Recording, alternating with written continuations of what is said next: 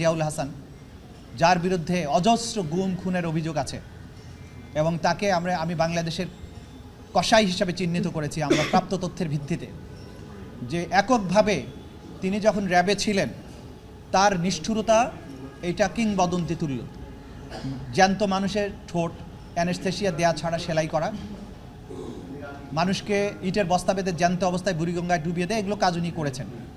তিনি আবেদন করেছেন এই ট্রাইব্যুনালের নাকি এই মামলার বিচার করার ক্ষমতা নাই, এটা হচ্ছে প্রথম কথা। এবং দ্বিতীয় কথা তিনি বলেছেন যে যেসব অপরাধ হয়েছে এগুলো মানবতা বিরোধী অপরাধী নয়। এই ধরনের পিটিশন ওনারা দিয়েছেন, তো দিয়ে ওনারা একটা হাইপ তৈরি করতে চান, দুনিয়াব্যাপী একটা নয়েজ তৈরি করতে চান, সেই কারণে তারা অ্যাপ্লিকেশনটা দিয়েছেন। অনেক বড় অ্যাপ্লিকেশন, নানান কথা তারা বলেছেন। এগুলোর আমরা যথাযথ আইনি প্রক্রিয়ার জবাব দেওয়ার জন্য আমরা সময় চেয়েছি। আগামী 1 মাস পরে এটা শুনানি হবে 20শে জানুয়ারিতে। তো জবাব আমরা দিব, আদালত যথাযথ আদেশ নিশ্চয়ই তারা দিবেন। কিন্তু আমরা আপনাদেরকে যেটা জানাতে চাই যে এই ধরনের উদ্যোগ একের পর এক নেওয়া হবে এটাকে বিতর্কিত করার জন্য, কিন্তু আপনাদেরকে আমরা এনশিওর করতে চাই জাতির কাছে যে এই ট্রাইব্যুনাল, তদন্ত সংস্থা, প্রসিকিউশন সম্পূর্ণ নিরপেক্ষভাবে, ভয় ভীতিহীনভাবে, নিরলসভাবে কাজ করে যাচ্ছে এবং যাবে।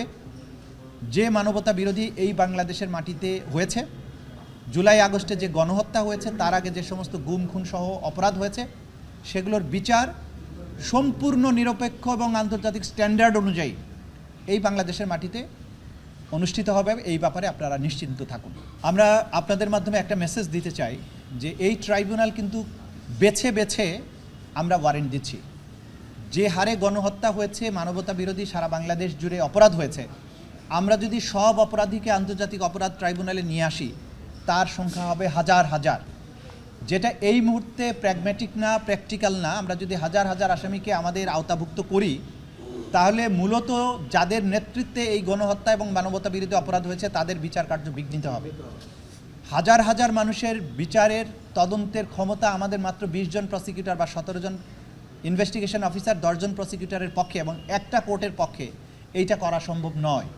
সে কারণে আমরা বলেছি যে আমরা প্রায়োরিটাইজ করেছি যে যারা সবচাইতে বড় হোতা, যিনি নিউক্লিয়াস এবং তার সাথে যারা ছিলেন তাদেরটা আগে আসবে, বাকিদেরটা ক্রমান্বয়ে আনতে হবে, তা না হলে আপনি বিচার করতেই পারবেন না। যেহেতু নিউক্লিয়াস এবং সুপ্রিম কমান্ডারদের বিচারের ব্যাপারে আমরা উদ্যোগী, এখন তাদের ব্যাপারে আমরা মনোযোগী হচ্ছি। দেশের বিভিন্ন স্থানে মামলায় যে সমস্ত অপরাধীরা গ্রেপ্তার হয়েছে তাদের তদন্ত সেখানে চলতে থাকবে।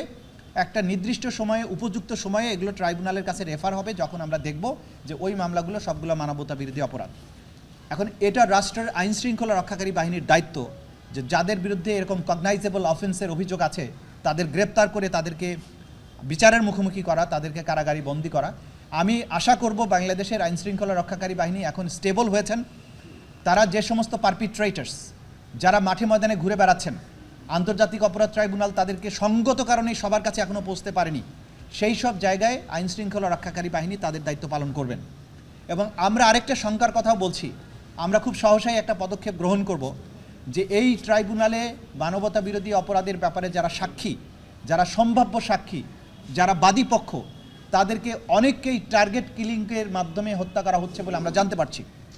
এই ব্যাপারে আমরা ট্রাইব্যুনালের কাছে যাওয়ার আগে আইন শৃঙ্খলা রক্ষাকারী বাহিনীকে বলবো যে এই ট্রাইব্যুনালের প্রত্যেকটি সাক্ষী আইন দ্বারা প্রোটেক্টেড।